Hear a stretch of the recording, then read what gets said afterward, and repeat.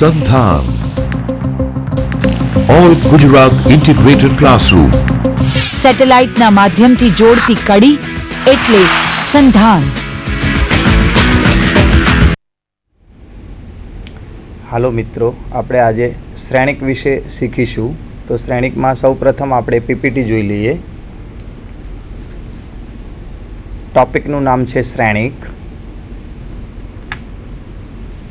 સૌપ્રથમ ટોપિકમાં આપણે શ્રેણિકનો અર્થ અને વ્યાખ્યા, શ્રેણિકના કેટલાક વિશિષ્ટ પ્રકારો છે, શ્રેણિકના સરવાળા અને બાદબાકી, બે શ્રેણિકોનો ગુણાકાર, ચોરસ શ્રેણિકનો નિશ્ચાયક, વ્યસ્ત શ્રેણિક, યુગપદ સમીકરણોના વ્યસ્ત શ્રેણિકનો ઉપયોગ, શ્રેણિકના કેટલાક પ્રકારો પાડવામાં આવ્યા છે, જેવા કે પંક્તિ શ્રેણિક, સ્તંભ શ્રેણિક, શૂન્ય શ્રેણિક, ચોરસ શ્રેણિક, પ્રતિશ્રેણિક,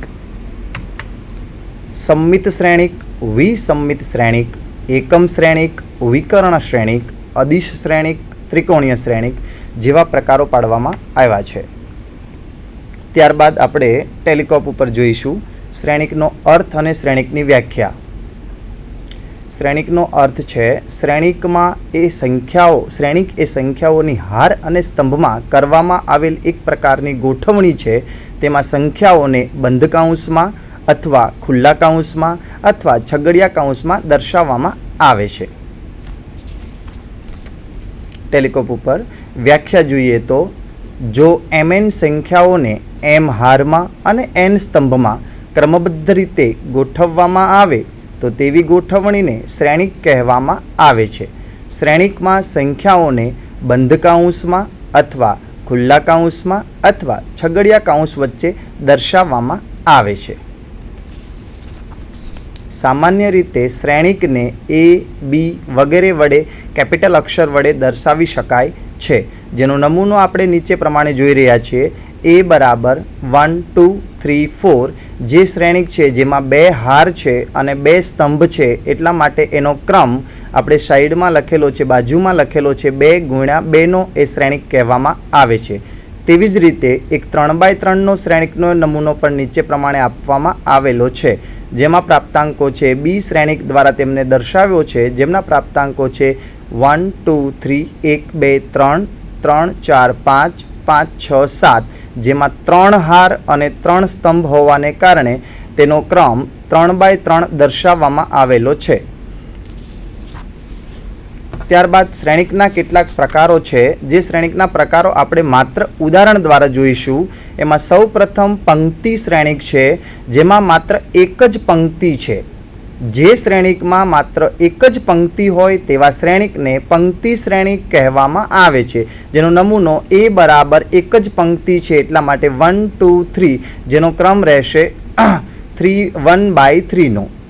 જેવી રીતે નીચે એક નમૂનો આપેલો છે સ્તંભ શ્રેણિક, જેમાં માત્ર જે શ્રેણિકમાં ફક્ત એક જ સ્તંભ હોય, ગમે તેટલી રો હોય તો તેવા શ્રેણિકને સ્તંભ શ્રેણિક તરીકે દર્શાવવામાં આવે છે, જેનો નમૂનો છે a બરાબર 1 2 3 જેમાં 3 હાર અને એક જ સ્તંભ છે, તો તેને સ્તંભ શ્રેણિક કહેવામાં આવે છે.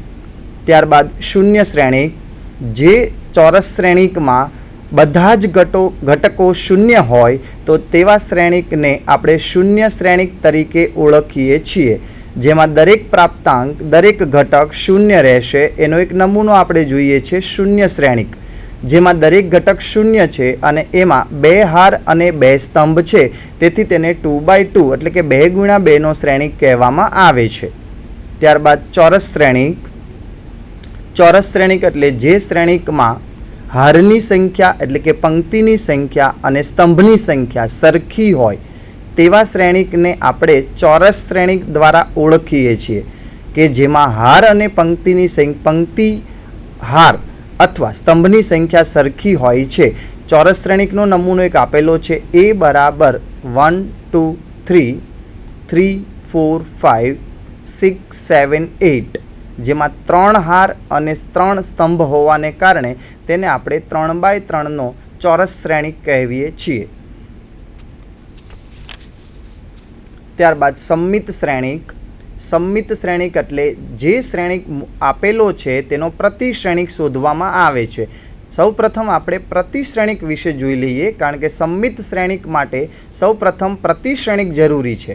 તો પ્રતિશ્રેણિકની વ્યાખ્યા પણ નમૂનો નીચે પ્રમાણે આપ્યો છે. એની વ્યાખ્યા છે, જે ચોરસ શ્રેણિકની હારને સ્તંભમાં અને સ્તંભોને હારમાં ફેરવવામાં આવે તો તેથી બનતા નવા શ્રેણિકને તે શ્રેણિકનો પ્રતિશ્રેણિક કહેવામાં આવે છે. પ્રતિશ્રેણિકના નમૂનામાં તમે જોઈ શકો છો કે એ બરાબર આપણને આપેલું છે 2 3 2 1 0 3 3 2 5, જેમાં પ્રથમ હાર છે 2 3 2, જેને આપણે પ્રથમ સ્તંભમાં ફેરવી છે બાજુમાં 2 3 2. બીજી હાર છે 1 0 3, જેને બીજા સ્તંભમાં ફેરવી છે બાજુના શ્રેણિકમાં 1 0 3. જ્યારે ત્રીજી હાર છે 3 2 5, જેને ત્રીજા સ્તંભમાં આપણે ફેરવીએ છીએ 3 2 5. તો આ શ્રેણિક છે તેમને પ્રતિશ્રેણિક તરીકે ઓળખવામાં આવે છે.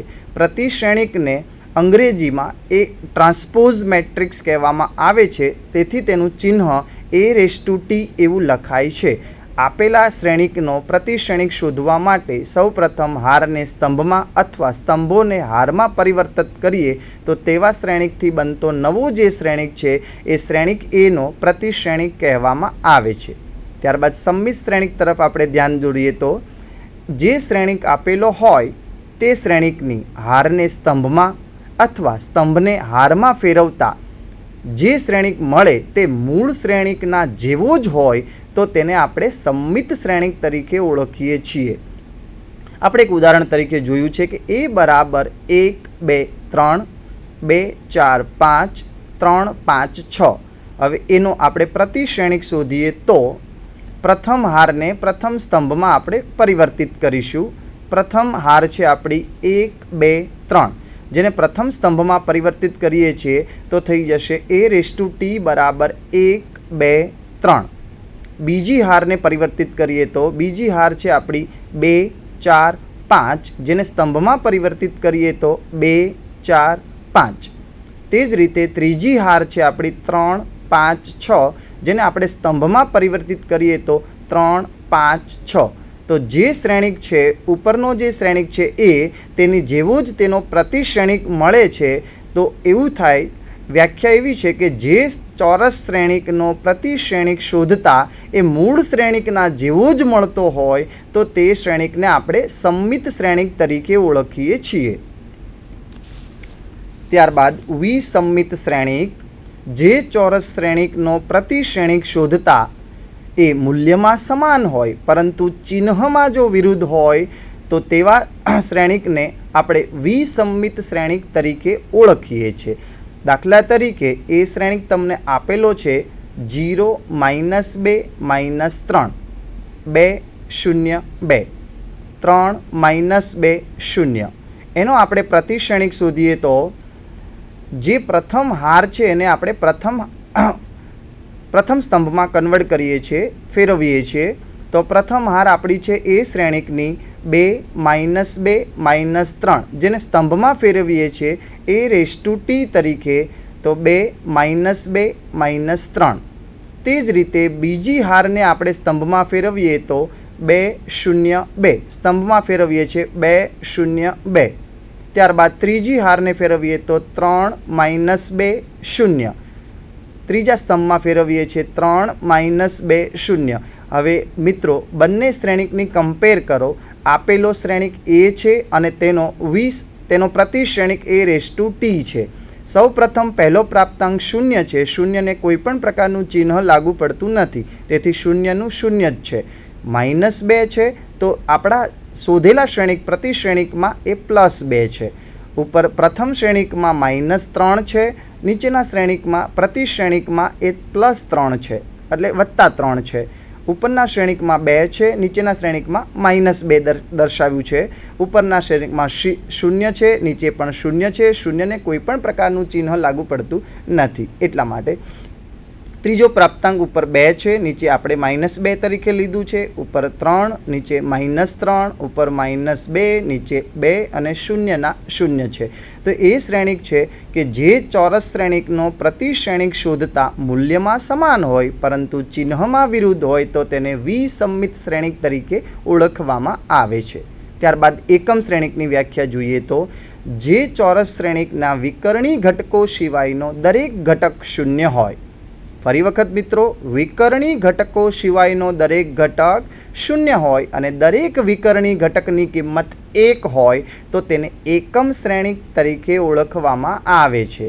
એકમ શ્રેણિકને I વડે દર્શાવવામાં આવે છે. મૂળાક્ષર પ્રમાણે કેપિટલ I વડે દર્શાવ્યું હોય અને એ શ્રેણિકનો નમૂનો આપણે જોઈ શકીએ છીએ. 1 એટલે કે 1 0 0 0 1 0 0 0 1. ત્યારબાદ શ્રેણિક છે વિકર્ણી શ્રેણિક. તો વિકર્ણી શ્રેણિક એટલે જે ચોરસ શ્રેણિક તમને આપેલો છે એ ચોરસ શ્રેણિકના વિકર્ણી ઘટકો સિવાયનો દરેક ઘટક શૂન્ય હોય અને દરેક વિકર્ણી ઘટકની કિંમત ગમે તે પ્રાપ્તાંક હોય તો તેવા શ્રેણિકને આપણે વિકર્ણી શ્રેણિક તરીકે ઓળખીએ છીએ. દાખલા તરીકે નમૂનો આપેલો છે કે 2 0 0 0 -3 0 0 0 1. દરેક વિકર્ણી ઘટકની કિંમત ગમે તે છે. જો એક કિંમત હોય તો એને આપણે એકમ શ્રેણિક કહીએ છીએ, પણ ગમે તે કિંમત હોય તો એને આપણે વિકર્ણી શ્રેણિક તરીકે ઓળખીએ છીએ. ત્યારબાદ મિત્રો અદિશ શ્રેણિક.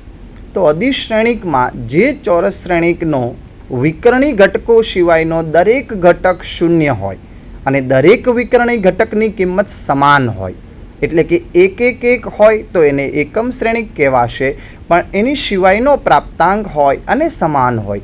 દાખલા તરીકે 2 2 2, 3 3 3, 4 4 4 એ વિકર્ણી ઘટકોની કિંમત સમાન હોય તો તેને આપણે અદિશ શ્રેણિક તરીકે ઓળખીએ છીએ. આપણે નમૂના તરીકે જોઈએ છીએ તો અદિશ શ્રેણિક A બરાબર 3 0 0 0 3 0 0 0 3 વડે જે દર્શાવવામાં આવ્યો છે તેને અદિશ શ્રેણિક કહેવામાં આવે છે. ત્યારબાદ ત્રિકોણીય શ્રેણિકની વ્યાખ્યા જોઈએ તો જે ચોરસ શ્રેણિકના વિકર્ણી ઘટકો ઉપરના અથવા વિકર્ણી ઘટકો નીચેના તમામ ઘટકો શૂન્ય હોય તો તેવા શ્રેણિકને ત્રિકોણીય શ્રેણિક તરીકે ઓળખવામાં આવે છે. ઉદાહરણ તરીકે A બરાબર 3 0 0 4 5 0 3 2 1. વિકર્ણી ઘટકો છે આપણા 3 5 1. એની ઉપરની બાજુના ત્રણેય ઘટકો શૂન્ય છે, એટલે કે 3ની બાજુનો ઘટક શૂન્ય છે, 5ની ઉપરનો ઘટક શૂન્ય છે અને 5ની બાજુનો ઘટક પણ શૂન્ય છે. તો વિકર્ણી ઘટકની ઉપરના તમામ ત્રણેય ઘટકો શૂન્ય છે. અથવા ઘણી વખત એવું પણ બની શકે કે વિકર્ણી ઘટકથી નીચેના ઘટકો શૂન્ય હોય તો પણ એને ત્રિકોણીય શ્રેણિક તરીકે ઓળખવામાં આવે છે. ત્યારબાદ આપણે શ્રેણિકોના સરવાળા અને બાદબાકી વિશે શીખીશું. બે શ્રેણિકોના સરવાળા કરવા અને બાદબાકી કરવા માટેના કેટલાક નિયમો છે, જે નિયમોને આધીન આપણે બે શ્રેણિકોનો અથવા બે કરતાં વધુ શ્રેણિકોનો સરવાળો કે બાદબાકી કરી શકીએ છીએ.